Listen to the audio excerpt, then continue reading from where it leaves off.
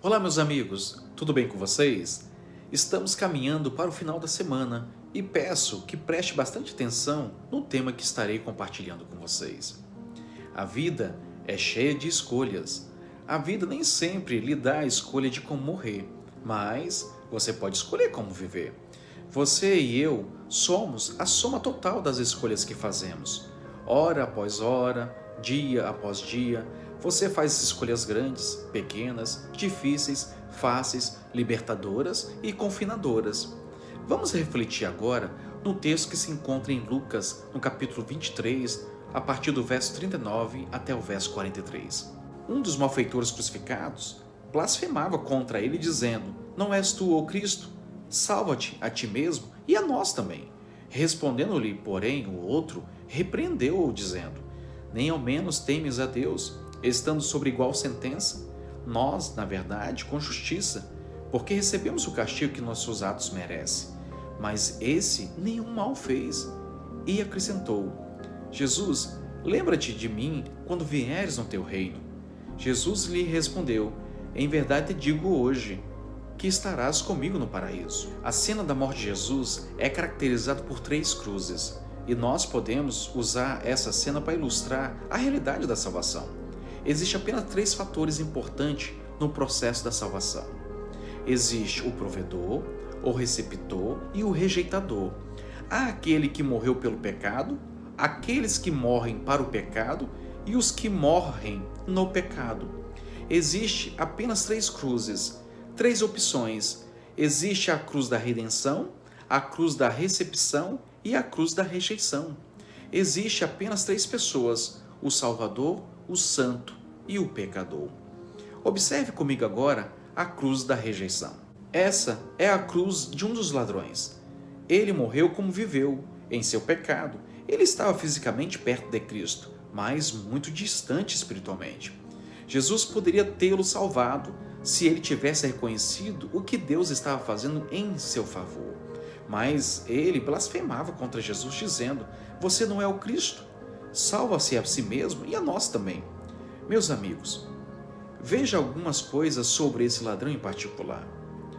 Principalmente em sua fala, não houve nenhuma admissão de sua culpa. Ele não estava interessado em admitir que estava errado. Ele estava bravo e descontrolado. Ele não estava triste por ter ofendido a Deus. Ele lamentava ter sido pego, apenas a consequência do seu pecado. Na fala desse ladrão, também há ceticismo e descrença. Ele diz ao Senhor: "Você não é o Cristo." Está registrado em Lucas, no capítulo 23, verso 39. A Bíblia nos diz em Hebreus 11, no verso 6, que sem fé é impossível agradar a Deus, porque é necessário que aquele que se aproxime de Deus creia que Ele existe e que recompensa os que o buscam. É preciso crer.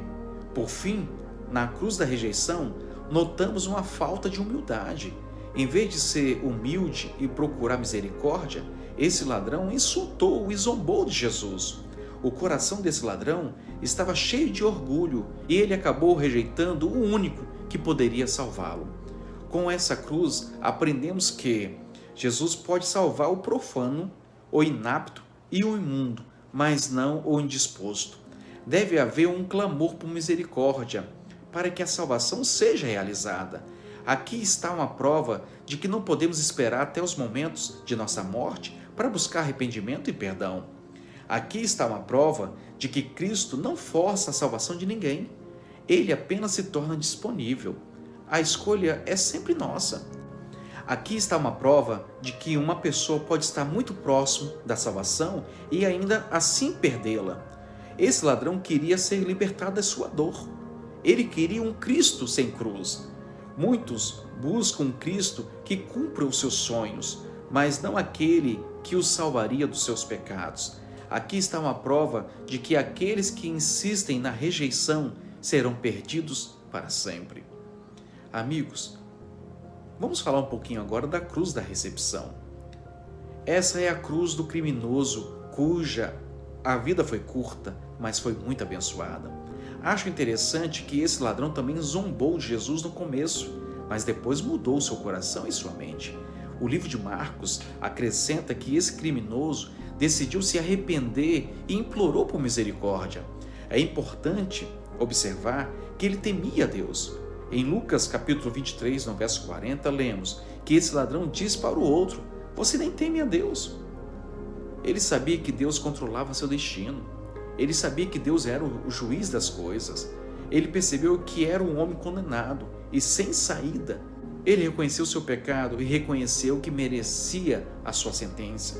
O reconhecimento do pecado é o primeiro passo para ser salvo. Uma pessoa deve primeiro reconhecer que é pecadora. Se uma pessoa não se vê como pecadora, não há necessidade então de salvação.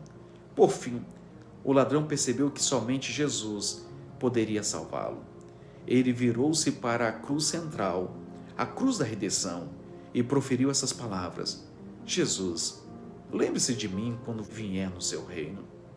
Meus queridos, Jesus com certeza iria atender o clamor daquele ladrão, mas segura o seu coração, porque agora iremos falar da cruz da redenção. Essa é a cruz de Jesus. Ela está no centro. É a maior das três, por ser a doutrina central de todas as Escrituras. Essa cruz representa o amor de Deus em ação. Notemos a resposta de Jesus ao ladrão da cruz da recepção. Lucas 23, 43. Em verdade te digo hoje, você estará comigo no paraíso. Meus queridos, a cruz de Jesus foi a cruz da redenção, do perdão, da reconciliação com Deus. A cruz de Jesus nos dá esperança e segurança. E essa verdade pode parecer estranha para nós. Como podemos encontrar esperança e segurança em um Deus que morre? Esse é o sentimento de muitos, como o outro ladrão na cruz. Você não é o Cristo? Salva-se a si mesmo e a nós também. Mas a cruz oferece esperança e segurança, porque na cruz não era a resposta final de Deus, mas sim a tumba vazia. Cristo ressuscitou, meus amigos.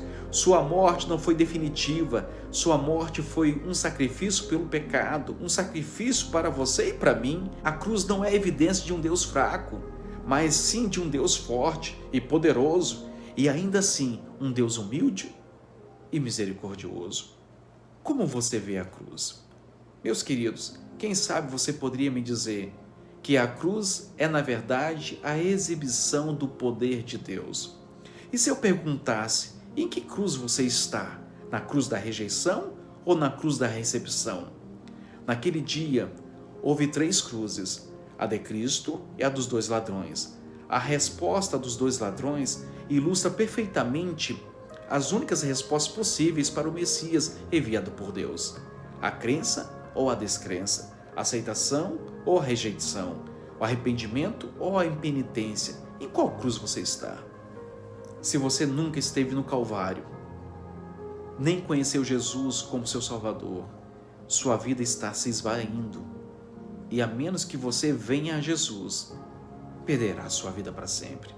Hoje é o dia da decisão. Decida pela cruz da redenção, porque nela encontrará a salvação.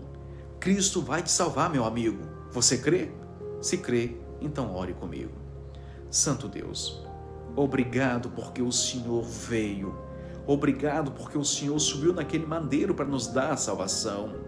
É bem verdade que muitas vezes estamos vivendo uma vida distante de Ti, mas damos graças a Ti porque os Seus braços estão estendidos para nos alcançar.